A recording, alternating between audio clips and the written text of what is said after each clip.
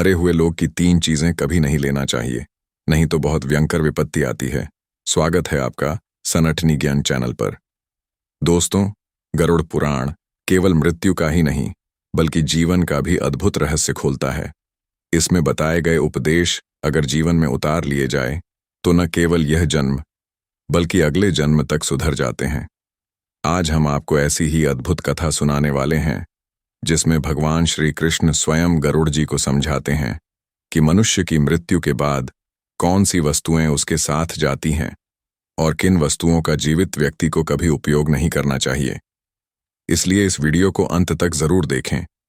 अगर आप नए हैं तो चैनल सनातनी ज्ञान को सब्सक्राइब करें और वीडियो को लाइक और शेयर करना न भूलें। कथा का आरंभ। एक समय की बात है। गरुड़ जी, जो भगवान विष्णु के वाहन हैं, वे अपने हृदय में एक गहरी शंका लेकर द्वारका पहुंचते हैं। भगवान श्री कृष्ण उन्हें देखते ही मुस्कुराते हैं और कहते हैं, हे पक्षीराज, तुम्हारे आगमन से मुझे बड़ी प्रसन्नता हुई है। बताओ, किस कारण तुम यहां आए हो? गरुड़ जी हाथ जोड़कर कहते हैं, हे प्रभु, आप तो सर्वज्ञ हैं। मृत्यु के बाद आत्मा क्या ले जाती है और मृत व्यक्ति की कौन सी वस्तुएं जीवित मनुष्यों को कभी नहीं प्रयोग करनी चाहिए? श्री कृष्ण मुस्कुराकर कहते हैं, हे गरुड़, तुम्हारा प्रश्न अत्यंत गूढ़ है। इसका उत्तर कथा के माध्यम से ही दूंगा। ध्यान से सुनो। ब्राह्मण और प्रेतों की कथा। मध्य देश में आर्षि हरिदत्त नामक एक ब्राह्मण रहते थे। वे अत्यंत ज्ञानी और तपस्वी थे, लेकिन परिस्थितियां ऐसी थीं कि वे हमेशा निर्धन रहते। एक दिन वे गहन तपस्या हेतु घने वन में चले जाते हैं। वह वन अत्यंत भयानक था। ऊंचे ऊंचे वृक्ष, अजीब आवाजें, जंगली जानवरों की दहाड़ और रहस्यमयी वातावरण। उसी वन में एक प्राचीन पीपल के नीचे 4 प्रेत रहते थे। वे वहां से गुजरने वाले हर इंसान को पकड़कर खा जाते। जब ब्राह्मण वहां पहुंचे तो प्रेत उन्हें देखकर हंसने लगे। वाह, आज तो ताजा भोजन आ गया। यह तो सात्विक ब्राह्मण है, इसका मांस तो अमृत जैसा होगा। लेकिन आश्चर्य, वह ब्राह्मण डरा नहीं बल्कि करके बोला, हे प्रेतगण, आपको प्रणाम है।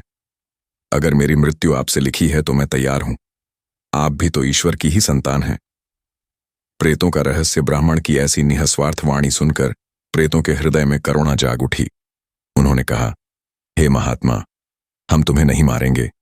सच कहें तो हम तुम्हारे ही पूर्वज हैं, जो पापों के कारण प्रेत योनि में फंसे हैं।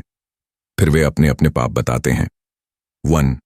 पहला प्रेत बोला, मैं दूसरों का झूठा भोजन खाता था, इस कारण प्रेत बना।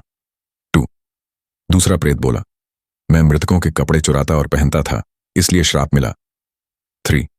तीसरा प्रेत बोला, मैं गहनों का लोभी था, दूसरों की वस्तुएं छीनता था, इसलिए यह दशा हुई।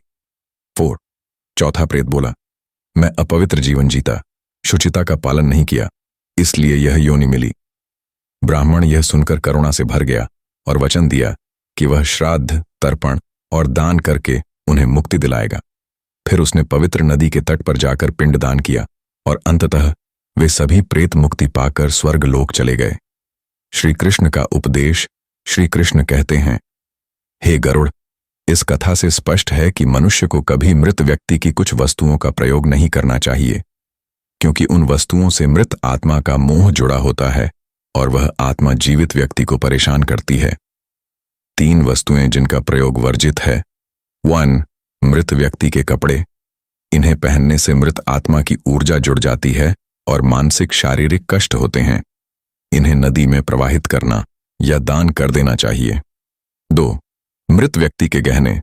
गहनों से मोह कपड़ों से भी अधिक होता है। यदि इन्हें कोई जीवित पहन ले तो आत्मा बेचैन होकर बाधा डालती है। 3. मृत व्यक्ति की माला। जपमाला, पुण्यमाला। यह उसकी साधना और पुण्य का प्रतीक होती है। इसे धारण करना जीवित व्यक्ति के लिए हानिकारक है। इसे भी नदी में प्रवाहित करना चाहिए। 5 वस्तुएं जो आत्मा के साथ जाती हैं। फिर श्री कृष्ण कहते हैं, मृत्यु के बाद आत्मा के साथ 5 चीजें अवश्य जाती हैं। 1. कामना, इच्छाएं। 2. वासना, भोग की लालसा। 3. कर्म, अच्छे और बुरे दोनों। 4. आनरण, कर्ज। 5. भक्ति। केवल भक्ति ही है जो आत्मा को मोक्ष की ओर ले जाती है। उपसंहार। तो दोस्तों, आपने देखा, गरुड़ पुराण केवल मृत्यु की बातें नहीं करता, बल्कि हमें यह भी सिखाता है कि जीवन कैसे जिएं। ताकि मृत्यु के बाद भी आत्मा को शांति मिले।